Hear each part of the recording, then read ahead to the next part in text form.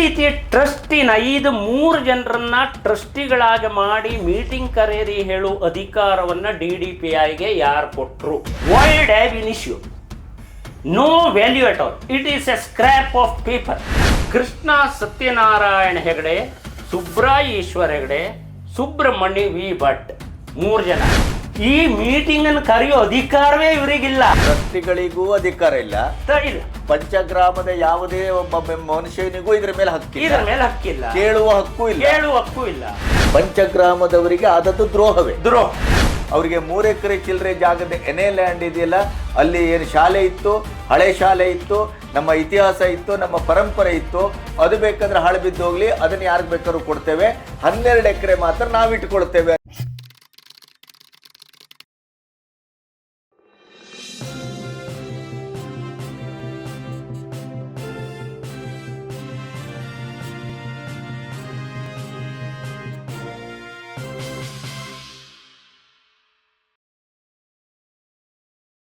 ನಮಸ್ತೆ, ಬಿ ಗಣಪತಿ ಚಾನಲ್ಗೆ ಸ್ವಾಗತ. ಕರಿಕಾನ ಪರಮೇಶ್ವರಿ ಶಿಕ್ಷಣ ಸಂಸ್ಥೆ ಪರಬಾರೆ ಕಣ್ಮರೆ ವಿಶೇಷ ಸರಣಿಯನ್ನು ನೀವು ಗಮನಿಸಿದ್ದೀರಿ.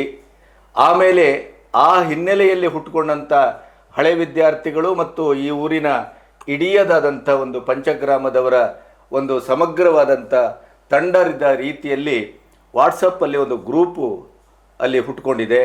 ಅಲ್ಲೂ ಚರ್ಚೆ ಆಗ್ತಾಯಿತ್ತು.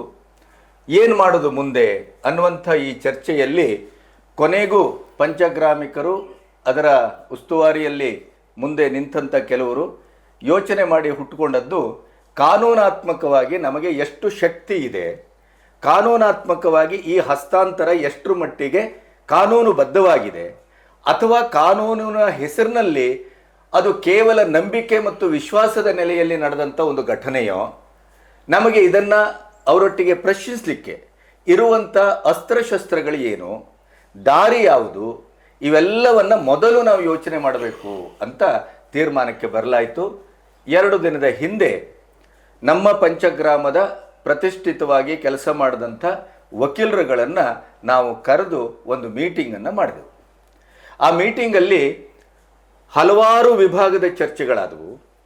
ಮತ್ತು ಆ ಮೀಟಿಂಗಿಗೆ ಕೇಂದ್ರದ ಒಂದು ಬಿಂದುವಾಗಿ MJ ಹೆಗಡೆಯವರು ಉಪಸ್ಥಿತರಿದ್ದರು. ಯಾಕೆ MJ ಹೆಗಡೆಯವರ ಉಪಸ್ಥಿತಿಯನ್ನು ನಾನು ಇಷ್ಟು ಗಂಭೀರವಾಗಿ ಹೇಳ್ತಾ ಇದ್ದೇನೆ ಅಂತಂದರೆ, 60 ವರ್ಷ 70 ವರ್ಷದ ಇತಿಹಾಸ, 61 ವರ್ಷ ಆ ಕುಟುಂಬ ಈ ಸಂಸ್ಥೆಯನ್ನು ನಡೆಸ್ಕೊಂಡು ಬಂದಿದೆ. ಹಾಗಾಗಿ ಅದರ ಆಗು ಹೋಗು, ಅದರ ಟ್ರಸ್ಟ್ ಡೀಡ್ ಇರ್ಬೋದು, ಅದರ ಕಾನೂನಿನ ಬೇರೆ ಬೇರೆ ಮುಖಗಳಿರ್ಬೋದು, ಇವೆಲ್ಲವನ್ನು ಒಂದು ತಜ್ಞತೆಯ ರೀತಿಯಲ್ಲಿ ಅವರು ಅದನ್ನು ಕಾಪಾಡ್ಕೊಂಡು ಬಂದಿದ್ದಾರೆ. ಹಾಗಾಗಿ ಅವರೊಟ್ಟಿಗೆ ನಾವು ವಕೀಲರನ್ನು ಮುಖಾಮುಖಿಯಾಗಿಸಬೇಕು. ನಮಗೆ ಎಷ್ಟು ಶಕ್ತಿ ಇದೆ, ನಮಗೆ ಯಾವ ದಾರಿ, ಏನು ಕತೆ, ಇವೆಲ್ಲವನ್ನು ಚರ್ಚೆ ಮಾಡಿದೆವು. ಗ್ರೂಪಲ್ಲೂ ಯಾರೋ ಒಬ್ಬರು ನಿನ್ನೆ ಮೆಸೇಜ್ ಹಾಕಿದ್ದನ್ನು ಗಮನಿಸಿದೆ. ಏನಾಯಿತು ಚರ್ಚೆ, ಮೀಟಿಂಗಲ್ಲಿ ಏನಾಯಿತು, ನಮಗೆಲ್ಲ ಹೇಳಬೇಕು. ಅದಕ್ಕೆ ನಮ್ಮ ವಕೀಲರಾದಂಥ MS ಭಟ್ ಅವರು ಉತ್ತರವನ್ನು ಹಾಕಿದ್ದಾರೆ. ಸಂದರ್ಭ ಬಂದಾಗ ನಾವು ಇದನ್ನು ಸಂಪೂರ್ಣವಾಗಿ ಹೊರಗಡೆ ಇಡ್ತೇವೆ, ನಿಮ್ಮ ಗಮನಕ್ಕೆ ತರ್ತೇವೆ. ಆಲ್ರೆಡಿ ರೆಕಾರ್ಡೆಡ್ ಅದು. ಈ ನಾವೇನು ಮೊನ್ನೆ ಮೀಟಿಂಗ್ ಮಾಡಿದ್ದೆವು ಅದು ರೆಕಾರ್ಡೆಡ್. ಹಾಗಾಗಿ ಅದರ ಇಡೀ ದಾಖಲಾತಿ ನಮ್ಮ ಹತ್ರ ಇದೆ. ಇದರ ಮಧ್ಯೆ ಏನಾಯಿತು, ಸತ್ಯಸಾಯಿ ಸಂಸ್ಥೆಯವರೊಟ್ಟಿಗೆ ನಾವು ಇದೇ ವಿಡಿಯೋದ ವೇದಿಕೆಯಲ್ಲಿ ನಿರಂತರವಾಗಿ 10 ಎಪಿಸೋಡ್ಗಳಲ್ಲೂ ನಮ್ಮ ಉದ್ದೇಶ ಏನು, ನಾವು ಹೊರಟಿರುವ ದಾರಿ ಏನು, ನಮ್ಮ ಇಡೀ ಗುರಿ ಏನು, ಅದನ್ನು ಸ್ಪಷ್ಟಪಡಿಸುವುದರ ಜೊತೆಗೆ ನಿಮ್ಮೊಟ್ಟಿಗೆ ನಾವು ಸಂವಾದಕ್ಕೆ ರೆಡಿ ಇದ್ದೇವೆ ಅಂತ ನಾವು ಘೋಷಿಸಿದ್ದೇವೆ, ಕರೆದಿದ್ದೇವೆ, ಆಹ್ವಾನಿಸಿದ್ದೇವೆ. ಆದರೆ ಅವರಿಂದ ಯಾವುದೇ ಚಕಾರ ಉತ್ತರ ಇಲ್ಲ. ನಾವು ವಕೀಲರೊಟ್ಟಿಗೆ ಮೀಟಿಂಗ್ ಮಾಡಿದ ಮಾರನೇ ದಿನವೇ ಒಂದು ಪೋಸ್ಟ್ ಕಾಣಿಸ್ಕೊಳ್ತು. ಏನು ಅಂತಂದರೆ, 10ನೇ ತಾರೀಕು ಸಂಜೆ 4 ಗಂಟೆಗೆ ಸಾರ್ವಜನಿಕರೊಟ್ಟಿಗೆ ಕುಂದುಕೊರತೆಗಳು ಮತ್ತು ಅಂತಿಮ ನಿರ್ಣಯವನ್ನು ತೆಗೆದುಕೊಳ್ಳಿಕ್ಕೆ ಒಂದು ಮೀಟಿಂಗು ಅಂತ. ಈ ಹಿನ್ನೆಲೆಯಲ್ಲಿ ನಾವೀಗ ನಿಮ್ಮೊಟ್ಟಿಗೆ ಮುಖಾಮುಖಿ ಆಗ್ಲಿಕ್ಕೆ ಹೊರಟದ್ದೇನು ಅಂತಂದರೆ, ಇದರ ಇಡೀ ಅಸ್ತಿವಾರ ನಿಂತಿರೋದು ಗಿಫ್ಟ್ ಡೀಡ್ ಮೇಲೆ. ಹಸ್ತಾಂತರಕ್ಕೆ ಇದ್ದ ಏಕೈಕ ದಾಖಲಾತಿ ಅದು. ಹಾಗಾದರೆ ಅದು ಏನು ಹೇಳುತ್ತೆ, ಅದರ ಒಳಗಿನ ಹಣೆಬರ ಏನು, ನಾವು ಅದರಲ್ಲಿ ಎಷ್ಟರ ಮಟ್ಟಿಗೆ ಸತ್ಯಸಾಯಿ ಸಂಸ್ಥೆಯ ಹೆಸರಿನಲ್ಲಿ ಬಂದಾಗ ನಾವು ನಂಬಿದ್ದೆವು, ಆ ನಂಬಿಕೆಯ ನೆಲೆಯಲ್ಲಿ ವಿಶ್ವಾಸವನ್ನು ಇಟ್ಟಿದ್ದೆವು, ಆ ವಿಶ್ವಾಸದ ನೆಲೆಯಲ್ಲಿ ಈ ಸಂಸ್ಥೆ ಒಂದು ಊರ್ಧ್ವಮುಖಿಯಾಗಿ ಬೆಳೆಯುತ್ತದೆ ಅಂತ ಅಂದುಕೊಂಡಿದ್ದೆವು.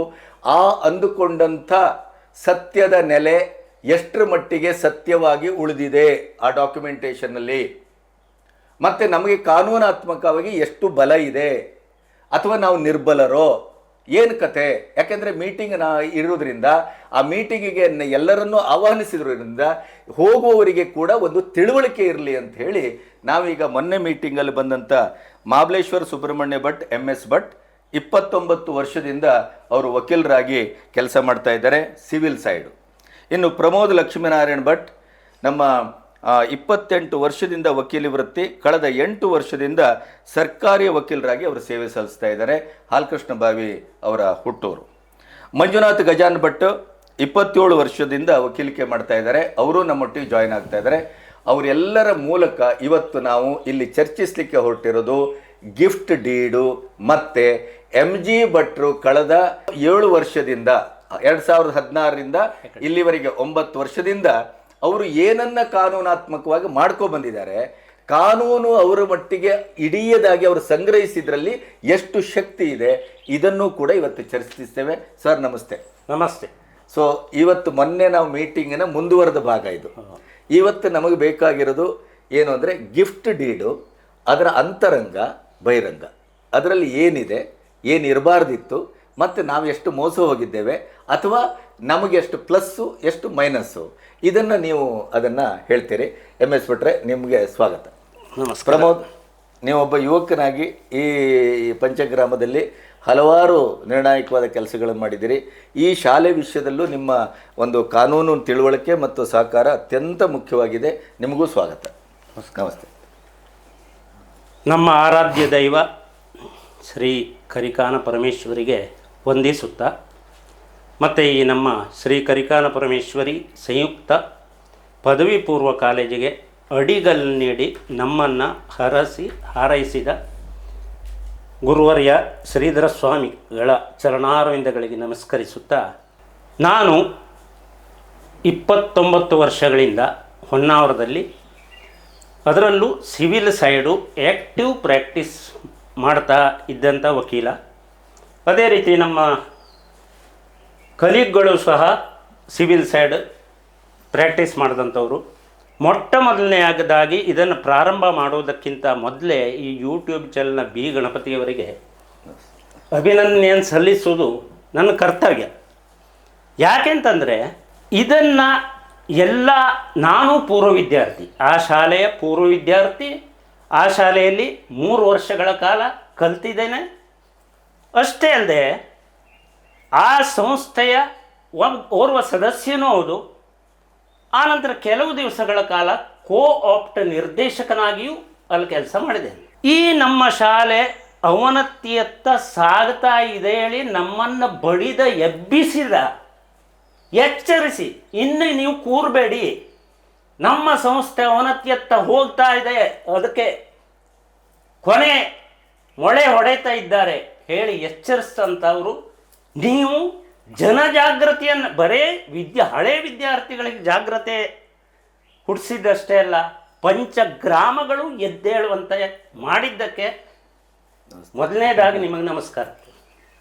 ಇನ್ನು ತಾವು ಕೇಳಿದರೆ ಈಗ ಕರಿಕಾನ ಪರಮೇಶ್ವರಿ ಈಗಾಗಲೇ ನಮಗೆ 10ನೇ ತಾರೀಕಿಗೆ ತಾವು ಈಗಾಗಲೇ ತಿಳಿಸಿದಂತೆ ನಾವೆಲ್ಲ ಸೇರಿದ್ದೇವೆ, ಪಂಚಗ್ರಾಮದ ವಕೀಲರೆಲ್ಲ ಸೇರಿಕೊಂಡಿದ್ದೇವೆ. ನಿಜ ಹೇಳಬೇಕು ಅಂತಂದರೆ ಈ ಹಸ್ತಾಂತರ ಪ್ರಕ್ರಿಯೆ ಎಲ್ಲ ನಮ್ಮ ಕಿವಿಗೆ ಬಿದ್ದಿದ್ದೆ ಆವಾಗ. ಆದರೆ ಏನು, ಒಂದು ಒಳ್ಳೆಯ ಉದ್ದೇಶಕ್ಕೆ ನಮ್ಮ ಶಾಲೆ ಶ್ರೇಯೋಭಿವೃದ್ಧಿ ಆಗ್ತದೆ ಹೇಳೋ ಕಾರಣದಿಂದ ನಾವು ಒಂದೂ ಮಾತಾಡಲಿಲ್ಲ, ಮೌನವಾಗಿ ಅದನ್ನು ನಾವು ಸ್ವೀಕರಿಸಿದೆವು. ಆನಂತರ ನೀವು ಬಡಿದ ಎಚ್ಚರಿಸಿದ ನಂತರ ನಮಗೆ ಅಲ್ಲಿವರೆಗೆ ಈ ಶಾಲೆ ಯಾವ ರೀತಿ ವಕೀಲ ಇದು ಹಸ್ತಾಂತರ ಆಗಬೇಕಾದ್ರೂ ನಾನು ಆ್ಯಕ್ಟಿವ್ ಪ್ರಾಕ್ಟೀಸ್ ಮಾಡ್ತಿದ್ದಂಥ ವಕೀಲ, ಆದರೂ ಸಹಿತ ಇದು ಯಾವ ರೀತಿ ಹಸ್ತಾಂತರ ಆಗಿದೆಯಪ್ಪ ಶಾಲೆಗೆ, ಇದು ಸಾಧ್ಯತೆ ಇದೆಯೋ, ಹಸ್ತಾಂತರ ಮಾಡಲಿಕ್ಕೆ ಸಾಧ್ಯತೆ ಇದೆಯೋ ಇದನ್ನು. ಯಾಕೆಂದರೆ ನಮಗೆ ಲಾ ಗೊತ್ತಿದ್ದವರಿಗೆ ಒಂದು ಸಂಸ್ಥೆಯನ್ನು ಒಂದು ಸಲ ಚಾರಿಟೇಬಲ್ ಇನ್ಸ್ಟಿಟ್ಯೂಷನಲ್ಲಿ ಇದ್ದಂಥ ಸಂಸ್ಥೆ ಇನ್ನೊಂದು ಸಂಸ್ಥೆಗೆ ಹಸ್ತಾಂತರಿಸೋದಕ್ಕೆ ಏನು ಸಾಧಕ ಬಾಧಕ ಇದೆ ಹೇಳೋ ಕಲ್ಪನೆ ಇದೆ. ಬಟ್ ಆದರೂ ಸಹಿತ ನಾವು ಈ ಕಾಗದ ಪತ್ರ ಯಾವ ರೀತಿ ಹಸ್ತಾಂತರ ಆಗಿದೆ ಅನ್ನೋದನ್ನು ಮಾತ್ರ ನಾವು ಇನ್ನೂ ಪರಿಶೀಲನೆಯನ್ನು ನಡೆಸೋದಿಲ್ಲ. ಈ 9 ವರ್ಷ ಈ 9 ವರ್ಷದಲ್ಲಿ ನಾವು ಯಾಕೆ ಅಂದರೆ ನಮ್ಮ ಉದ್ದೇಶ ಒಂದೇ, ನಮ್ಮ ಶಾಲೆ ಚೆನ್ನಾಗಿ ನಡೀತದೆ ಅಂತ ತಿಳ್ಕೊಂಡು ನಾವು ನಮ್ಮ ವೃತ್ತಿಯಲ್ಲಿ ನಿರತರಾಗಿದ್ದೇವೆ. ನಾವು ಆ ಕಡೆ ತಲೆನೂ ಹಾಕಲ್ಲ. ಹೀಗೆ ನೋಡಿದಾಗ ಏನೋ ಒಂದು ಬಿಲ್ಡಿಂಗ್ ಅಲ್ಲ, ಒಳ್ಳೆ ಬಿಲ್ಡಿಂಗ್ ಕಾಣಿತು, ನಮ್ಮ ಶಾಲೆ ಉದ್ಧಾರ ಆಯಿತು ಅಂತ ಹೇಳ್ಕೊಂಡೆ. ಎದುರುಗಡೆ ಒಳ್ಳೆ ಮಾಡಿದ್ದಾರೆ, ಸುತ್ತಲೂ ನಾವು ಆವಾಗ ಕಲಿಬೇಕಾದ್ರೆ ಶಾಲೆಗೂ ಈಗ ಹೊರಗಡೆಯಿಂದ ನೋಡೋದಕ್ಕೂ ಭಾಳ ವ್ಯತ್ಯಾಸ ಇದೆ ಅಂತ ನಾವು ತಿಳ್ಕೊಂಡ್ವಿ. ಆದರೆ ಆ ವ್ಯತ್ಯಾಸ ಹೊರಗಷ್ಟೇ ಇದೆ, ಒಳಗೆ ಹುರುಳಿಲ್ಲ ಹೇಳೋದನ್ನ ಎಬ್ಬಿಸೋರು ನೀವೇ. ಹೊರಗೆ ನಿಮ್ಮ ಚಾನೆಲ್ ಮೂಲಕ ಇಲ್ಲ, ಹೀಗಿಲ್ಲ, ಹೊರಗಡೆ ಈ ರೀತಿ ಇದೆ, ಒಳಗಡೆ ಬೇರೆನೇ ಇದೆ ಅಂತ ನೀವು ಎಚ್ಚರಿಸಿದ್ದಕ್ಕೆ ನಾವೀಗ ಎಲ್ಲರೂ ಸೇರಿ ಕೂಡಿ ಏನಪ್ಪ ಇದು ಅಂತ ನೋಡುವುದಕ್ಕಾಗಿ ನಾವು 10ನೇ ತಾರೀಕಿಗೆ ಸಭೆ ಸೇರಾಗಿತ್ತು.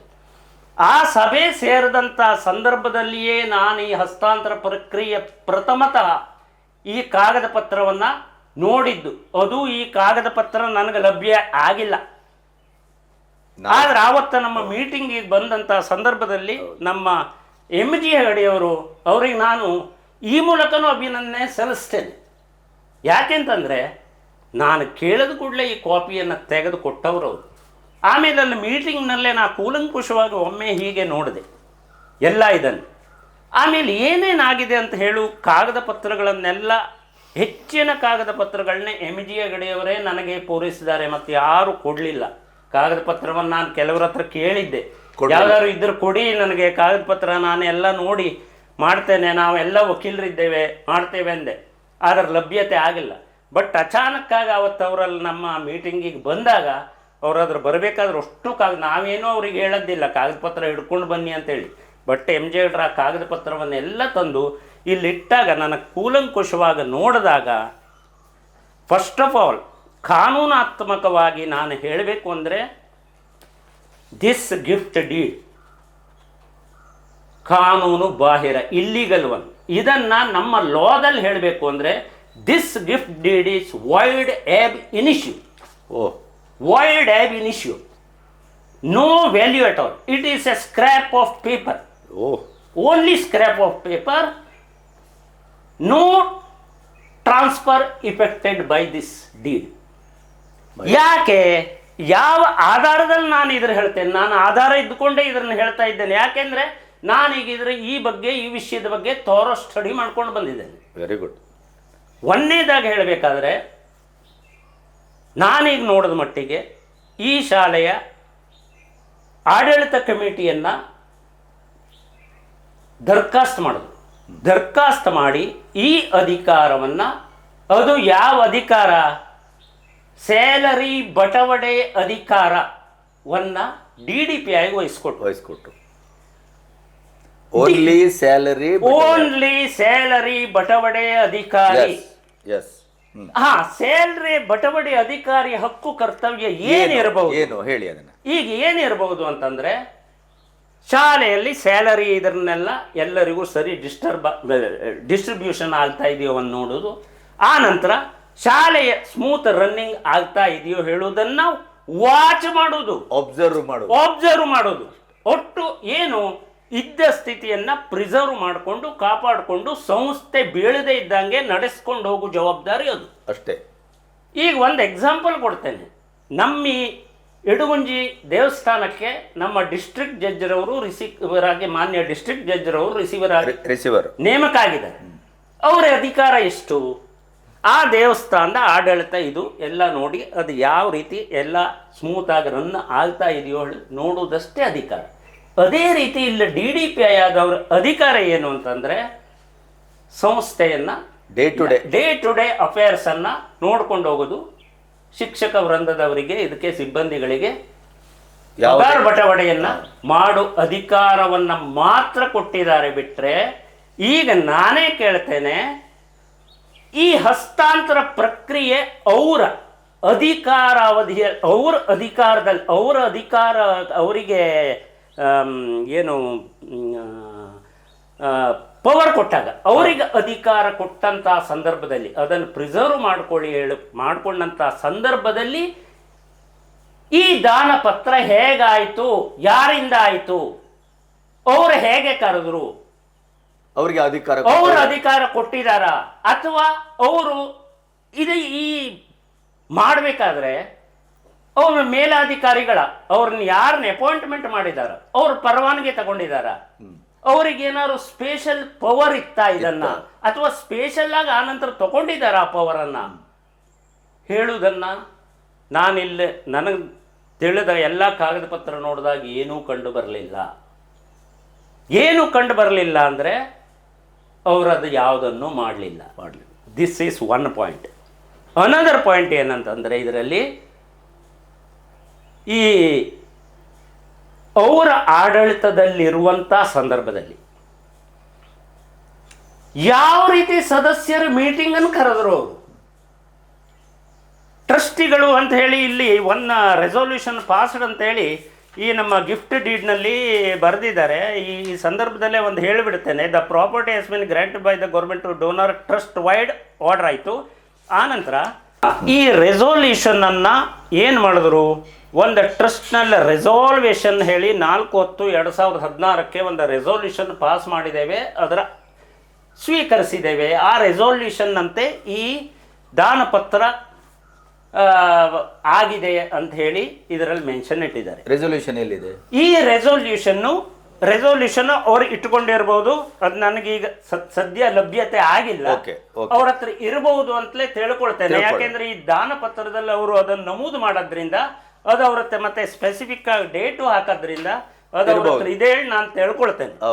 ಅದು ಇದ್ರೂ ಸಹಿತ ಮೊದಲನೇದಾಗ ಹೇಳಬೇಕಾದ್ರೆ ನಾನು ಯಾವ ಆಧಾರದಲ್ಲಿ ಈ ದಾನಪತ್ರ ಕಾನೂನು ಬಾಹಿರ ವೈಡ್ ಎಬ್ ಇನಿಷಿಯೋ ಆಸ್ ಪರ್ ಅವರ್ ಲಾ ಅದನ್ನು ವಿವರಿಸಿ. ಯಾಕೆ ಅಂತ ಹೇಳ್ತಾ ಇದ್ದೇನೆ ಅಂದರೆ, ಮೊದಲನೇದಾಗಿ ಈ ಸಂಸ್ಥೆಗೆ ಒಂದು ಚಾರಿಟೇಬಲ್ ಟ್ರಸ್ಟ್ ಹೇಳಿ 1950 I think, I am not mistaken, ಅದಕ್ಕೆ 52 ಅಂತ ನಂಬರ್ ಇದೆ. ಆ ಟ್ರಸ್ಟಿಗೆ 52 ಅಂತ ಬಾಂಬೆ ಪಬ್ಲಿಕ್ ಟ್ರಸ್ಟ್ ಆ್ಯಕ್ಟ್ನ ಕೆಳಗೆ ನೋಂದಾಯಿತ ಆದಂಥ ಒಂದು ಟ್ರಸ್ಟ್. ಅದು ಯಾವ ಟ್ರಸ್ಟ್ ಅದು? It is N charitable trust. ಆ ಚಾರಿಟೇಬಲ್ ಟ್ರಸ್ಟ್ನಲ್ಲಿ ಮೆಂಬರ್ಸ್ ಇದ್ದಾರೆ. ಮೆಂಬರ್ಸನ್ನು ಮಾಡಿ ಚಾರಿಟೇಬಲ್ ಟ್ರಸ್ಟ್ ಆ ನಂತರ ಏನಾಯಿತು ಅಂದರೆ, ಚಾರಿಟೇಬಲ್ ಟ್ರಸ್ಟ್ನಲ್ಲಿ ಒಂದು ತಿಳಿಯರಿ ಭಾಳ ತಪ್ಪು ಕಲ್ಪನೆ ಇದೆ ಜನರಲ್ಲಿ. Charitable and endowment act entire act repeal ಆಗಿದೆ ಹೇಳಿ ಜನ ತಿಳ್ಕೊಂಡಿದ್ದಾರೆ, ಎಬಾಲಿಷ್ ಆಗಿಬಿಟ್ಟಿದೆ. ಅದು ಇಲ್ಲವೇ ಇಲ್ಲ ಹೇಳಿ. ಹಾಗಾಗಿಲ್ಲ. ಕೆಲವು ಸೆಕ್ಷನ್ಗಳಿಗೆ, ಸೆಕ್ಷನ್ 34, 35 ಇದು ಕೆಲವು ಸೆಕ್ಷನ್ಗಳಿಗೆ ಏನು ಅಂದರೆ, ಟ್ರಸ್ಟಿನಲ್ಲಿ ಹೊಸ ನೇಮಕಾತಿ ಅಥವಾ ಒಬ್ಬರು ತೀರ್ಕೊಂಡಾಗೆ ಏನು ಮುಂದುವರಿಸಬೇಕು, ಯಾವ ಸ್ಟೆಪ್ ತಗೊಳ್ಬೇಕು ಹೇಳು ಕೆಲವು ಇದು ಅದು ಸ್ವಲ್ಪ ಕಾನ್ಫ್ಲಿಕ್ಟಿಂಗ್ ಇದ್ದದ್ರಿಂದ ಅದಷ್ಟನ್ನು ರಿಪೀಲ್ ಮಾಡಿದ್ದಾರೆ. ಬಿಟ್ಟರೆ trust entire endowment and charitable trust act abolish ಆಗಿಲ್ಲ, ಈಗಲೂ ಇದೆ. ಅದಕ್ಕೆ ಜೀವಂತವಾಗಿದೆ, ಆಕ್ಟಿವ್ ಆಗಿದೆ. ಇದು ಒಂದು. ಎರಡನೇದಾಗಿ ಏನು ಅಂತಂದರೆ, ಈ ಚಾರಿಟೇಬಲ್ ಟ್ರಸ್ಟ್ ಒಂದ್ಸಲ ಫಾರ್ಮೇಷನ್ ಆಯಿತು ಅಂದರೆ ಅದು ಎಂಡ್ ಆಗೋದು ಲಾಸ್ಟ್ ಟ್ರಸ್ಟಿ ಹೋದ ನಂತರನೇ ಎಂಡ್ ಆಗೋದು. ಅಲ್ಲಿಯವರೆಗೂ ಅದಕ್ಕೆ ಜೀವ ಇರ್ತದೆ. ಆ ಟ್ರಸ್ಟಿಗೆ 10 ಜನ ಮೆಂಬರ್ ಇದ್ದಾರೆ ಅಥವಾ 10 ಜನ ಅದಕ್ಕೆ ಟ್ರಸ್ಟಿಗಳಿದ್ದಾರೆ ಅಂತಾದರೆ 9 ಜನ ತೀರ್ಕೊಂಡು ಒಬ್ಬ ಮಿರುವಲಿವರೆಗೂ ಆ ಟ್ರಸ್ಟ್ ಜೀವಂತ. ಮತ್ತೆ ಆ ಟ್ರಸ್ಟ್ ಅನ್ನು ಮುಂದುವರಿಸಬಹುದು. Trust end. ಈ ಟ್ರಸ್ಟ್ ಇಂದ ಮತ್ತೊಂದು ಹೇಳಬೇಕು ಅಂದ್ರೆ, ಇದು ಹೆರಿಟೇಬಲ್ ಅಲ್ಲ. ಈಗ ನಾನು ಟ್ರಸ್ಟಿ ಇದ್ದೆ, ನಾನು ತೀರ್ಕೊಂಡೆ, ನನ್ನ ಸ್ಥಾನಕ್ಕೆ ವಾರಿಸಾಗಿ ಮತ್ತೊಬ್ಬರನ್ನು ತಂದು ಸೇರಿಸುವಾಗಿಲ್ಲ. ಆ ಟ್ರಸ್ಟಿ ಹೋಯ್ತು ಅಂತ ಆದಮೇಲೆ ಈ ಕಾಯ್ದೆ ಇದ್ದದ್ದಿದ್ರೆ ಆ ಟ್ರಸ್ಟಿ ನಾವು ಸೇರಿಸುವಿಕೆ ಮಾಡ್ಬೋದಿತ್ತು. ಬಟ್ ಅದಿಲ್ಲದೆ ಇದ್ದದ್ದಕ್ಕೆ ತಾತ್ಕಾಲಿಕವಾಗಿ ಕೋರ್ಟ್ನಲ್ಲಿ ಅದಿದ್ದು ಸ್ಟೇ ಆಗಿದ್ದರಿಂದ ತಾತ್ಕಾಲಿಕವಾಗಿ ಸ್ಥಗಿತವಾಗಿದೆ. ಅದು ಬಿಟ್ಟರೆ ಈಗಾಗಲೇ ಚಾರಿಟೇಬಲ್ ಆ್ಯಂಡ್ ಎಂಡೋಮೆಂಟ್ ಆ್ಯಕ್ಟ್ನ ಕೆಳಗೆ ರಿಜಿಸ್ಟರ್ ಆದಂಥ ಟ್ರಸ್ಟ್ ಇವತ್ತಿಗೂ ಜೀವಂತ ಇದೆ, ಅದನ್ನು ಊರ್ಜಿತಲ್ಲೇ ಇದೆ. ಆ ಟ್ರಸ್ಟನ್ನು ಎಬಾಲಿಷ್ ಆಗಲಿ ಅದನ್ನು ದರ್ಖಾಸ್ತು ಮಾಡಲಿಕ್ಕೆ ಸಾಧ್ಯ ಇಲ್ಲ. ಇವತ್ತಿಗೂ ಅದು ಜೀವಂತ ಇದೆ. ಒನ್ ಆಫ್ ದ ಟ್ರಸ್ಟ್ ಇರಬೇಕಾದ್ರೆ ಈಗಾಗಲೇ ನಮ್ಮ ಸ್ನೇಹ ಕುಂಜದ್ದು ಒಂದು ನಮ್ಮ ಕೋರ್ಟ್ನಲ್ಲಿ ಪ್ರಕರಣ ನಡೆದು ಈ ಟ್ರಸ್ಟ್ನಲ್ಲಿ ಎಲ್ಲ ತೀರ್ಕೊಂಡದ್ದಿದ್ರು ಸಹಿತ ನಮಗೆ ಆಡಳಿತ ನಡೆಸಲಿಕ್ಕೆ ಅವಕಾಶ ಕೊಡಿ, ಚಾರಿಟೇಬಲ್ ಆ್ಯಂಡ್ ಎಂಡೋಮೆಂಟ್ ಆ್ಯಕ್ಟ್ನ ಕೆಳಗೆ ಹೇಳಿ ನಾವೇ ಒಂದು ಸಮಿತಿಯನ್ನು ಮಾಡಿಕೊಂಡು ಆ ಸಮಿತಿಗೆ ಕೋರ್ಟ್ ಪರವಾನಗಿಯನ್ನು ತಗೊಂಡದ್ದಿದೆ. ಶಿರ್ಸಿ ವಕೀಲರು ಬಂದು ಇಲ್ಲಿ ಮಾಡಿದ್ದಾರೆ, ನಾನು ಅದರ ಸಂಗಡ ಜಾಯಿಂಟ್ ಇದ್ದ ವಾದಿಸಿದ್ದೇನೆ. ಅದು ಈಗ ಅದು ಈಗ 2-3 ವರ್ಷಗಳ ಒಳಗೆ ಇದೆ. 2-3 ವರ್ಷದ ಒಳಗೆ ಆದಂತ ಇದು ಈಗಲೂ ಸಹ ಮಾಡ್ಲಿಕ್ಕೆ ಸಾಧ್ಯ. ಆದ್ರೆ ನಮ್ಮ ಈ ಟ್ರಸ್ಟಿಲಿ ಆ ಪ್ರಶ್ನೆ ಬರುವುದಿಲ್ಲ. ಯಾಕಂತಂದ್ರೆ ಇದರಲ್ಲಿ ಇನ್ನೂ 6-7-8 ಜನ ಟ್ರಸ್ಟಿಗಳು ಜೀವಂತ ಇದ್ದಾರೆ, ಇವತ್ತಿಗೂ ಜೀವಂತ ಇದ್ದಾರೆ. ಈ ಹಸ್ತಾಂತರ ಪ್ರಕ್ರಿಯೆಯನ್ನು ಮಾಡಬೇಕಾದ್ರೆ ಆ ಟ್ರಸ್ಟಿಗಳನ್ನು ಏನಾದರೂ ಇವರು ತಮ್ಮ ಇದಕ್ಕೆ ತಗೊಂಡಿದಾರ?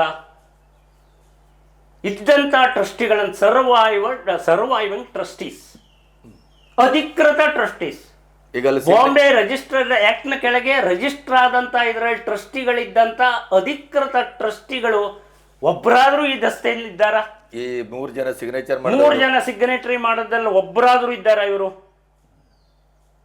ಆಯ್ತು, ಇವರು ಈ ರಿಸೊಲ್ಯೂಷನ್ ಪಾಸ್ ಮಾಡಬೇಕಾದ್ರೆ ಆ ಇದ್ದಂತ ಸರ್ವೈವಿಂಗ್ ಟ್ರಸ್ಟಿಗಳನ್ನು ಗಣನೆಗೆ ತಗೊಂಡಿದಾರ, ಪರಿಗಣಿಸಿದಾರ ಅವ್ರನ್ನ?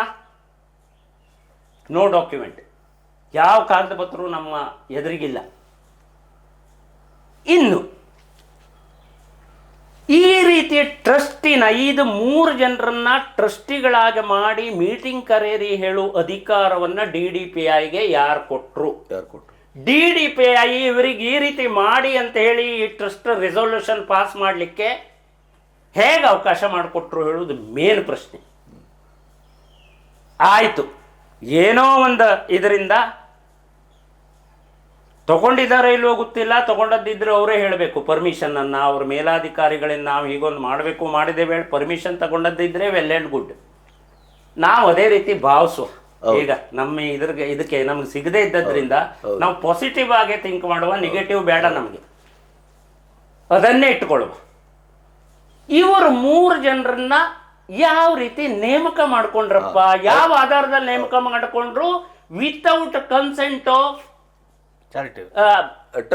Trustees, survival trustees, registered survival trustee without consent, without giving any information or intimation to those trustees. ಇದನ್ನು ಹೇಗೆ ಮಾಡಿದ್ರು? ಇದು ಒಂದು ಪ್ರಶ್ನೆ. ಆಮೇಲೆ ನಾನು ಈ gift deed on the face of it ಇದು ವಾಯ್ಡ್ ಹೇಳಿ ಯಾವ ದೃಷ್ಟಿಯಲ್ಲಿ ಹೇಳ್ತಾ ಇದ್ದೇನೆ ಅಂದರೆ, ಒಂದನೇದಾಗಿ ಚಾರಿಟೇಬಲ್ ಟ್ರಸ್ಟಿಗೆ ಸಂಬಂಧಪಟ್ಟಂತ ಆಸ್ತಿ ಅಂತ ಹೇಳಿ ದಸ್ತಾವೇಜ್ನಲ್ಲೇ ಬರ್ಕೊಂಡಿದ್ದಾರೆ. ಇಲ್ಲಿ ನಾನು ತಮಗೆ ಹೇಳಿಬಿಡ್ತೇನೆ.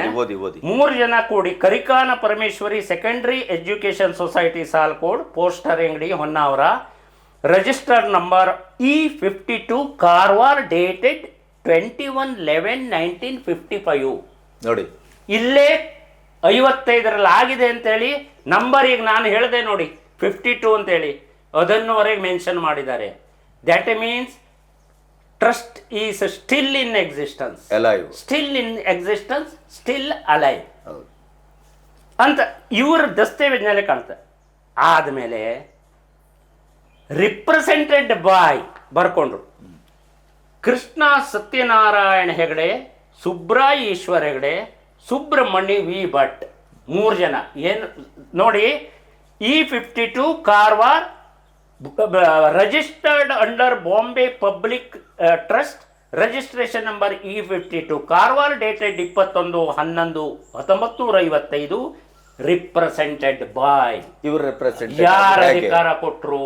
ಇವರಿಗೆ ರಿಪ್ರೆಸೆಂಟೆಡ್ ಕೊಡ್ಲಿಕ್ಕೆ ಅವರು ಟ್ರಸ್ಟಿಗೆ ಅವ್ರ ಹೆಸರೇ ಇಲ್ಲ. These persons are not trustees.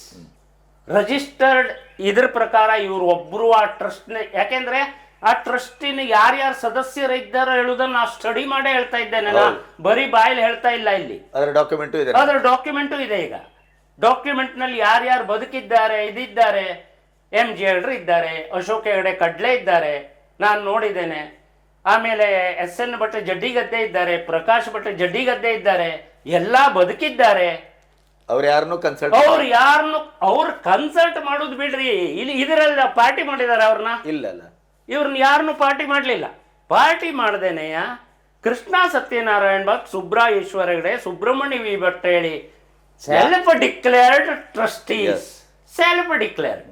ಅದರ ಮಧ್ಯೆ ಒಂದು ಪ್ರಶ್ನೆ ಏನು ಅಂದ್ರೆ, ಇವರನ್ನ ಆಯ್ಕೆ ಮಾಡುವ ಹೊತ್ತಿನಲ್ಲಿ ಇಡೀ ಊರನ್ನ ರಥಯಾತ್ರೆ ತರ ಮಾಡಿ ಅವ್ರನ್ನೆಲ್ಲ ಅಭಿಪ್ರಾಯ ತಗೊಂಡು 350-400 ಸಿಗ್ನೇಚರ್ ತಗೊಂಡು ಮಾಡಿದ್ದೇವೆ ಅಂತ ಒಂದು ವಾದ ಇದೆ ಅವರು. ಅದಕ್ಕೆ ವ್ಯಾಲಿಡಿಟಿ ಇದೆ? ಅದಕ್ಕೆ ಎಲ್ಲಿಂದ ವ್ಯಾಲಿಡಿಟಿ ಎಲ್ಲಿಂದ ಬರ್ತದೆ? ಅದಕ್ಕೆ ನಾ ಬುಡದಲ್ಲೇ ತಮಗೆ ಹೇಳಿದ್ದೇನೆ, ಈ ಮೀಟಿಂಗ್ ಅನ್ನು ಕರೆಯೋ ಅಧಿಕಾರವೇ ಇವರಿಗಿಲ್ಲ. ಇಲ್ಲ. 100 ಜನರ ತಗೊಳ್ಳಿ, 500 ಬರೀ ನಿಮ್ಮ ಮೆಂಬರ್ಸ್ ಇದು ಎಲ್ಲ ತಗೊಳ್ಳಿ, ಅವರು ಬೇಕಾದ್ರೆ ಊರ್ನವ್ರದ್ದು ಎಲ್ಲ ತಗೊಳ್ಳಿ, ಅದು ಸಾಕ್ಷಿದಾರ ಹೆಚ್ಚಾದಂಗ ಅದಕ್ಕೆ ಶಕ್ತಿ ಬರುವುದಿಲ್ಲ. ಕಾನೂನು ಒಳಗಡೆಯಿಂದಲೇ ಶೂನ್ಯ ಆಗಿದ್ದಕ್ಕೆ ಒಂದಿಷ್ಟು ನಾವು ಜನರ ಇದರ ಕನ್ಸೆಂಟ್ ಅನ್ನು ಒಪ್ಪಿಗೆ ಅಂತ ತಗೊಂಡಿದ್ದೇವೆ ಹೇಳಿದ ತಕ್ಷಣ ಅದಕ್ಕೆ ವ್ಯಾಲಿಡಿಟಿ ಪ್ರಾಪ್ತ ಆಗುದಿಲ್ಲ ಕಾನೂನು ಪ್ರಕಾರ. ಈಗ ಕಾನೂನಿನ ಪ್ರಕಾರ ಸ್ವಲ್ಪ ಆಗಬೇಕು ಅಂದ್ರೆ ಅದು ಕಾನೂನು ಪ್ರಕಾರ ಈ ರೀತಿ ಒಂದು ಚಾರಿಟೇಬಲ್ ಟ್ರಸ್ಟ್ ಅನ್ನ ಇನ್ನೊಂದು ಚಾರಿಟೇಬಲ್ ಟ್ರಸ್ಟಿಗೆ ಪೂರ್ತಿ ಕಾನೂನಾತ್ಮಕವಾಗಿ ಹಸ್ತಾಂತರ ಮಾಡಲಿಕ್ಕೆ ಬರುವುದಿಲ್ಲ. ಒಂದನೇದಾಗಿ. ಇನ್ನು ನಾವು ಮಾಡ್ತೇವೆ, ಏನೋ ಒಂದು ಅನಿವಾರ್ಯತೆಯನ್ನು ನಾವು ಮಾಡ್ತೇವೆ ಅಂತಾದ್ರೆ ಅಟ್ಲೀಸ್ಟ್ ಎಕ್ಸಿಸ್ಟಿಂಗ್ ಸರ್ವೈವಲ್ ಟ್ರಸ್ಟೀಸ್ ಇದಾರು ಒಂದು ಗಣನೆ ತಗೊಂಡು ಅವರದ್ದು ಸಿಗ್ನೇಚರ್ ತಗೊಂಡು ಮಾಡಿ ಇದ್ರೆ ಇದಕ್ಕೆ ಏನೋ ಒಂದು ಸ್ಯಾಂಕ್ಟಿಟಿ ಸ್ವಲ್ಪ ಉಂಟು. ಸ್ವಲ್ಪ ಪೂರ್ಣ ಅಲ್ಲ, ಸ್ವಲ್ಪ ಮಟ್ಟಿಗೆ ಇತ್ತು ಅಂತ ಹೇಳಿ ನಾವು ತಿಳ್ಕೊಳ್ಬಹುದು. ಅಟ್ಲೀಸ್ಟ್ ನಾವು ಒಂದು ಸ್ವಲ್ಪ ಸೀರಿಯಸ್ ಆಗಿ ಓದಬಹುದು. ಈಗ ಅದು ಇಲ್ಲ. ಆಯ್ತು, ಇದಿಷ್ಟಂತೂ ಮಾಡಿದ್ರು. ಮುಂದೆ ಏನು ಬರೆದ್ರು ಇವರು? First property they are the donors, 3 persons are donors and Satyasai trust Karnataka 441/9495 registered so and so. ಅದು ಬೇಡ ನಮಗೆ, ಆ ಸಂಸ್ಥೆಗೆ ಕೊಡಬೇಕು ಅಂತೇಳಿ ದೇ ಆರ್ ಡೋನೀಸ್ ಅಂತ ಮಾಡಿದ್ರು. ಅದರ ಮಾಡಿಕೊಂಡ್ರು. ಆಯಿತು, ಮುಂದೆ ಏನು ಬರೆದ್ರು? It is very important. ಇಲ್ಲಿ ಏನು ಅವರು ಮಿಸ್ಟೇಕ್ ಮಾಡಿದ್ದಾರೆ ಹೇಳುದು ಇದರಲ್ಲೇ ಗೊತ್ತಾಗ್ತದೆ. Whereas the donors are absolute owners. ಇದರ ಸ್ವಲ್ಪ ತಿಳ್ಕೊಳ್ಳಿ. The donors means 3 persons. 3 persons are absolute owners in possession and enjoyment. What it shows in the personal capacity, whether they are in possession and enjoyment? No. Property belongs to trust. ಟ್ರಸ್ಟಿಗೆ ಸಂಬಂಧಪಟ್ಟಂತ ಪ್ರಾಪರ್ಟಿಗೆ private ಅಲ್ಲ. But ಇವರು ಇದ್ರ ಹೆಂಗ್ ಬರೆದ್ರು? ವೆರೇಸ್ the donor are the absolute owners in possession and enjoyment of the all buildings land in the name of said trust, all movable immovable properties situated at Salkod village in accordance with the unanimous resolution dated 4/10/2016.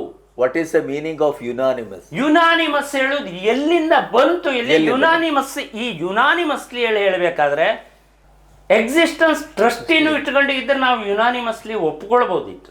Existing trustees ಅಂದ್ರೆ ಯಾಕೆಂದ್ರೆ ಒಂದು ಸರಿಯಾದ ಒಂದು ಟ್ರಸ್ಟಿನ ಕಾನೂನುಬದ್ಧವಾಗಿ register ಆದಂತ trust ಅನ್ನ ಇಟ್ಕೊಂಡು ಇವರು ಯುನಾನಿಮಸ್ಲಿ ರೆಸಾಲ್ವ್ ಮಾಡಿದ್ದಾರೆ ಅಂದ್ರು ನಾವು ಒಪ್ಪಬಹುದಿತ್ತು. ಇಲ್ಲ, ಆ ಟ್ರಸ್ಟಿಗಳು ಇಲ್ಲ. ಆ ರೀತಿ ಮಾಡ್ಕೊಂಡು ಯಾವ ಆಧಾರದಲ್ಲಿ ರಿಸೊಲ್ಯೂಷನ್ ಯುನಾನಿಮಸ್ಲಿ ರಿಸೊಲ್ಯೂಷನ್ ಡೇಟೆಡ್ 4/10/2016 ಬರೆದ್ರು. ನಾನು ಕಾನೂನಲ್ಲಿದ್ದು ನನಗೆ ಅರ್ಥ ಆಗ್ತಾ ಇಲ್ಲ. ಆಮೇಲೆ ಇಷ್ಟೇ ಆದರೆ ಬೇಜಾರಿಲ್ಲಾಗಿತ್ತು. And it is very important. And whereas apart from the ಡೋನಾರನ್ನು ಬಿಟ್ಟು, apart from the donor, no other person has or have any right, title, claim or interest, share etcetera. ನೋಡಿ, ಇದನ್ನು ಈ ವರ್ಡ್ ಅನ್ನ ಹೇಗೆ ಬರೆದ್ರು? ಯಾರು ಇವರಿಗೆ 3 ಜನರಿಗೆ ಅಧಿಕಾರ ಕೊಟ್ಟು ಇದ್ರ ಮಾಡಿದ್ದಾರೆ? ನಾನು ಇವರನ್ನ ವೈಯಕ್ತಿಕವಾಗಿ ಬೈತಾ ಇಲ್ಲ ಅಥವಾ ವೈಯಕ್ತಿಕವಾಗಿ ನಾನು ದೂಷಿಸ್ತಾ ಇಲ್ಲ. ಇವರು ಈ 3 ಜನ ಇದ್ದಾರೆ, ಇವರಿಗೆ ಅಧಿಕಾರ ಕೊಟ್ಟು ಹಾಗೆ ತಪ್ಪಾಗಿ ಭಾವಿಸೋದು ಬೇಡ. ಕಾನೂನಾತ್ಮಕವಾಗಿ ಆಸ್ ಪರ್ ಪ್ರಿವೇಲಿಂಗ್ ಲಾ ಈ ಪ್ರಕಾರವಾಗಿ ಇವ್ರಿ 3 ಜನರಿಗೆ ಹಕ್ಕಾಗಾದ್ರೆ ಮೂರೇ ಜನರ ಆಸ್ತಿನ ಇದು? ಅವರದ್ದೇ ಹಕ್ಕು. ಇದರ on the face of it ಇದನ್ನ ಓದ್ರೆ ನಮಗೆ ಏನ್ ಅರ್ಥ ಆಗ್ತದೆ? ಇದನ್ನ ನಮಗೆ ಓದ್ರೆ ಏನ್ ಅರ್ಥ ಆಗ್ತದೆ? ಟ್ರಸ್ಟಿಗಳಿಗೂ ಅಧಿಕಾರ ಇಲ್ಲ, ಇಲ್ಲ. ಪಂಚಗ್ರಾಮದ ಯಾವುದೇ ಒಬ್ಬ ಮನುಷ್ಯನಿಗೂ ಇದ್ರ ಮೇಲೆ ಹಕ್ಕಿಲ್ಲ, ಇದ್ರ ಮೇಲೆ ಹಕ್ಕಿಲ್ಲ, ಕೇಳುವ ಹಕ್ಕು ಇಲ್ಲ, ಕೇಳುವ ಹಕ್ಕು ಇಲ್ಲ ಅಂತೂ ಈ ರೀತಿ ಬರ್ಕೊಂಡ್ರು. ಆಯ್ತಾ? ಇಷ್ಟು ಮಾಡಿ ನೋಡಿ ಮುಂದೆ, the donor institution registered under Bombay public trust act, it is admitted in this document also. Yes, they have admitted it is a registered trust. ಒಂದು ತಿಳ್ಕೊಳ್ಳಿ, ಅವ್ರು ಈ ರೀತಿ it is a registered trust under Bombay public trust act 1955 ಒಳಗೆ ಬರೀತಾರೆ ಅಂದ್ರೆ ಇದು existence ನಲ್ಲಿ ಇದೆ ಹೇಳುದು ಅವ್ರಿಗೆ ಗೊತ್ತಿದೆ. ಈ ಟ್ರಸ್ಟ್ ಎಕ್ಸಿಸ್ಟೆನ್ಸ್ ನಲ್ಲಿ ಇದೆ, ಇಗ್ನೋರೆನ್ಸ್ ಅಲ್ಲ. ಇಗ್ನೋರೆನ್ಸ್ ಆದ್ರೂ ಇಗ್ನೋರೆನ್ಸಿಗೂ ನೋ ಎಕ್ಸ್ಕ್ಯೂಸ್. ಹೌದು, ನಮ್ಮ ಇದ್ರಲ್ಲಿ ನಮ್ಮ ಕಾನೂನನ್ನು ನಾವು ತಿಳ್ಕೊಳ್ಳೇಬೇಕು. Ignorance of law is no excuse. Yes, ನಾವಿಲ್ಲಿ ನಮ್ಮ ನೆಲದಲ್ಲಿ ಇದ್ದೇವೆ ಹೇಳೋದ್ರೆ ನಾವು ಇದನ್ನು ತಿಳ್ಕೊಳ್ಳೇಬೇಕು, ಅದು ನಮ್ಮ ಆದ್ಯ ಕರ್ತವ್ಯ ಪ್ರತಿ ಒಂದು. ಇಲ್ಲಿ ಏನು, ದೇ ಹ್ಯಾವ್ ಅಡ್ಮಿಟೆಡ್, ಅವರೇ ಒಪ್ಕೊಂಡಿದ್ದಾರೆ ಬೈ ವೇ ಆಫ್ ಡಾಕ್ಯುಮೆಂಟ್. ಅವರೇ ಅವರೇ ಒಪ್ಪಿಕೊಂಡು ಅವರೇ ಅಡ್ಮಿಟ್ ಮಾಡಿಕೊಂಡು ಅವರೇ ವೈಲೇಟಿವ್ ಡಾಕ್ಯುಮೆಂಟ್ ಅನ್ನ ಕ್ರಿಯೇಟ್ ಮಾಡಿದರೆ. According to law it is a sham document. Only ತೋರಿಸ್ಲಿಕ್ಕಷ್ಟೇ, ತೋರಿಕೆ. ಇದಕ್ಕೆ ನೋಡಿ, ಈಗ ನನ್ನ ಲೆಕ್ಕದಲ್ಲಿ ಹೇಗೆ ಅಂದ್ರೆ, ಈ ಡಾಕ್ಯುಮೆಂಟ್ ಹೇಗೆ ಅಂದ್ರೆ, ಇವತ್ತಿಗೂ ಸಹ ಈ ಡಾಕ್ಯುಮೆಂಟ್ ಆಧಾರದಿಂದ ನಮ್ಮ ಈ ಕರಿಕಾನ ಪರಮೇಶ್ವರಿ ಟ್ರಸ್ಟ್ನ ಪದವಿ ಪೂರ್ವ ವಿದ್ಯಾಲಯ ಕಾನೂನಾತ್ಮಕವಾಗಿ ಅವರಿಗೆ ಹಸ್ತಾಂತರ ಆಗಿಲ್ಲ. ಅದು ಇವತ್ತಿಗೂ ಸಹ ನಮ್ಮ ಈ ಪಬ್ಲಿಕ್ ಟ್ರಸ್ಟ್ ಕೆಳಗೆ 1955 ಕೆಳಗೆ ಏನು E52 ಕೆಳಗೆ ರಿಜಿಸ್ಟರ್ ಆಗಿದೆ, ಅದೇ ಟ್ರಸ್ಟಿ ಒಳಗೆ ಉಳಿದಿದೆ. ಯಾವುದೇ ಕಾಗದ ಪತ್ರ ಹಸ್ತಾಂತರ ಅಂತ ಅವರು ಇದನ್ನು ಮಾಡ್ಕೊಂಡದ್ದಿದ್ರು ಸಹಿತ ಅವರಿಗಿದ್ದಂಥ ಇನ್ಫ್ಲೂಯೆನ್ಸ್ನಿಂದ ಮಾಡ್ಕೊಂಡಿರಬಹುದೇ ಬಿಟ್ರೆ, ಕಾನೂನಾತ್ಮಕವಾಗಿ ನೀವು ಹೋದರೆ ಯಾವ ಅಧಿಕಾರಿಯು ಇದನ್ನು ಎಲೋ ಮಾಡುವಂಗಿಲ್ಲ. ಜೀರೋ. ವೈಡ್ ಎಬೆನಿಷಿಯೋ ಮೀನ್ಸ್ ಎಂತದ್ದು? Void ab initio on the face of it is void. On the face of it, ಈ ತೋರಿಕೆಗೆ ನೀವು ಹಿಂಗಿದ್ರು ನೋಡಿದ ಕೂಡ ಎಸ್ ವೈಡ್ ಆಯ್ತು. ಇಷ್ಟಂತೂ ಮಾಡೋದು. ಮುಂದೆ ಏನು ಮಾಡಿದ್ರು? No righted registered under Bombay public trust act 1955. Since then, the donor trust was running education institution only. No profitable business, so and so ಮುಂದೆ ಬರ್ಕೊಂಡ್ರು. ಇದರ ಅರ್ಥ ಏನು? Trust is in existence, trust is running the education society. ಎಲ್ಲಿವರೆಗೆ? ಈ ಕಾಗದ ಪತ್ರದ ದಿನದವರೆಗೂ ಅದು ನಡೆಸ್ತಾ ಇದೆ ಹೇಳೋದು ಈ ಕಾಗದ ಪತ್ರದ ಮೂಲಕ ನಮಗೆ ಕಂಡು ಬರ್ತದೆ. ಇನ್ನು ಮುಂದೆ ಹೋದ ನಂತರ ಆಯಿತು, ಇದೆಲ್ಲ ಮಾಡೋದು. ಮೊದಲನೇದಾಗಿ ನಾ ಇದನ್ನು ಹಸ್ತಾಂತರ ಮಾಡಲಿಕ್ಕೆ ಬರೋದಿಲ್ಲ, ಈಗ ಬುಡದಿಂದಾನು ತಮ್ಮ ಗಮನಕ್ಕೆ ತರ್ತಾ ಇದ್ದೇನೆ. ಇಲ್ಲಿ ಮುಂದೆ ಮತ್ತೊಂದು ಭಾರಿ ಚಂದ ವರ್ಡನ್ನು ಹಾಕ್ಕೊಂಡಿದ್ದಾರೆ ಅವರು. ಇಲ್ಲಿ ಮತ್ತೊಂದು ಏನಾಗಿದೆ ಅಂದರೆ, 2 ಡೀಡ್ ಇದೆ, 2 ದಾನಪತ್ರಗಳಿದೆ. 2 ದಾನಪತ್ರಗಳಲ್ಲಿ ಏನು ಮಾಡಿದ್ದಾರೆ ಅಂದರೆ, ಈ ನಿಮ್ಮ ಸಂಸ್ಥೆಯ ಕಟ್ಟಡ ಇರುವಂತ ನಾವೀಗೇನು ನೋಡ್ತೇವೆ, ರೋಡ್ ಸೈಡ್ ಇದ್ದಂತ 3 ಎಕರೆ ಚಿಲ್ಲರೆ ವಿತ್ ಬಿಲ್ಡಿಂಗ್ ಇದ್ದದ್ದನ್ನ, ಓಲ್ಡ್ ಬಿಲ್ಡಿಂಗ್ ಇದ್ದದ್ದನ್ನ ಅದಕ್ಕೆ ಸಪರೇಟ್ ದಸ್ತಾವೇಜನ್ ಮಾಡಿದ್ದಾರೆ. ಎನ್ಎ ಲ್ಯಾಂಡ್ ಅಂತ ಹೇಳಿ ಎನ್ಎ ಲ್ಯಾಂಡಿಗೆ ಬೇರೆ ಮಾಡಿದ್ದಾರೆ. ಇದು ನಮ್ಮ ಈ ಬಿಲ್ಡಿಂಗು ಇದ್ದಂತ ಎನ್ಎ ಪ್ರಾಪರ್ಟಿದು ಒಂದು ದಸ್ತಾವೇಜ್ ಮಾಡಿದ್ರು. ಆನಂತರ ಗ್ರಾಮ ಪಂಚಾಯತ್ ಸಾಲ್ಕೋಡ್ ವಿಲೇಜ್ನಲ್ಲಿ ಇದ್ದಂಥ 184A1B 12 ಗುಂಟೆ ಸ್ಥಳದ ಒಂದು 12 ಎಕರೆ ಸ್ಥಳದ ಒಂದು ಮಾಡಿದ್ರು. 12 ಎಕರೆ ಇದು ಶೇತ್ಗಿ, ಇದು ಬಿನ್ ಶೇತ್ಗಿ ಕಟ್ಟಡ ಇದ್ದಂಥ ಸ್ಥಳ. ಈಗ ಇವ್ರು ನಾನು ಈಗಾಗಲೇ ತಮ್ಮ ಗಮನಕ್ಕೆ ತಂದೆ, ಅವ್ರೀಗ ರೆಸೊಲ್ಯೂಷನ್ ಪಾಸ್ ಮಾಡಿ 3 ಜನರಿಗೆ ಅಧಿಕಾರ ಕೊಟ್ಟರು. ಕೃಷ್ಣ ಸತ್ಯನಾರಾಯಣ ಹೆಗಡೆ, ಸುಬ್ರಾಯೇಶ್ವರ ಹೆಗಡೆ ಮತ್ತೆ ಸುಬ್ರಹ್ಮಣ್ಯ ವಿ ಭಟ್ ಹೇಳು 3 ಜನರಿಗೆ ಅಧಿಕಾರ ಕೊಟ್ಟರು. ಇದರಲ್ಲಿ ಇಲ್ಲೂ ಒಂದು ಅವ್ರಿಗೆ ಏನು ಮಾಡಿದ್ರು ಅಂದರೆ, ನೋಡಿ ಈ ಎನ್ಎ ಪ್ರಾಪರ್ಟಿಗೆ 3 ಜನ ಸಹಿ ಮಾಡಿದ್ದಾರೆ. ಎನ್ಎ ಪ್ರಾಪರ್ಟಿಗೆ ಅಲ್ಲ, ಎನ್ಎ ಪ್ರಾಪರ್ಟಿಯನ್ನ ಹಸ್ತಾಂತರ ಮಾಡಿದವರು 2 ಜನ. ಯಾರ್ಯಾರು ಅಂದರೆ ಕೃಷ್ಣ ಸತ್ಯನಾರಾಯಣ ಹೆಗಡೆ, ಸುಬ್ರಾಯ್ ಈಶ್ವರ ಹೆಗಡೆ ಅಷ್ಟೇ. ಇಲ್ಲಿ ಸುಬ್ರಹ್ಮಣ್ಯ ವಿ ಭಟ್ ಇಲ್ಲ. ಅಂದ್ರೆ ಡೋನರ್ಸ್ ನಲ್ಲಿ ಏನು ಸೋ ಕಾಲ್ಡ್ ಟ್ರಸ್ಟೀಸ್ ನಲ್ಲಿ one of the trustee left out. ನಾವು ಟ್ರಸ್ಟ್ ಹೇಳಿ ಒಪ್ಕೊಳ್ಳೋದಿಲ್ಲ, but according to them it is a trust. yes. ಅದರಲ್ಲಿ so called one of the trustee left out. Why? They have to say.